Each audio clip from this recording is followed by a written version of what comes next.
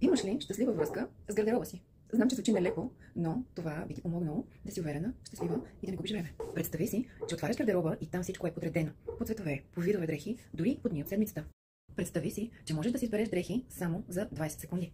Представи си, че въпросът какво да облека вече не съществува за теб, че той е разрешен за винаги. Представи си, че не се налага да се изнервяш, да се ядосваш, бързайки за работа или за важна среща. Представи си също, че винаги изпитваш удовлетворение, когато отвориш гардероба си или когато се погледнеш в огледалото, след като вече си избрал визията си за деня. Представи си, ако всички тези условия за перфектната ти връзка с гардероба са изпълнени, как би се чувствала, как би изглеждала, колко ще ти бъде лесно и колко ще ти бъде приятно, когато подбираш дрехите си за деня. И дали това е възможно според теб?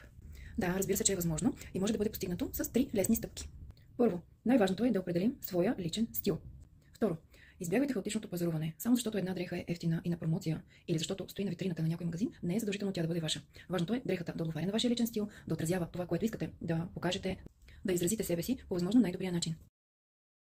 На трето място, но не на последно, е организацията. Много по-лесно е, когато предварително комбинирате визите, които ще носите през деня и ги подредите дрехи, които се комбинират една с друга. Също така, бихте могли да ги разделите по теми и по стилове. Примерно, ако са спортни, ако са по-елегантни или ако са дрехи, които носите вкъщи.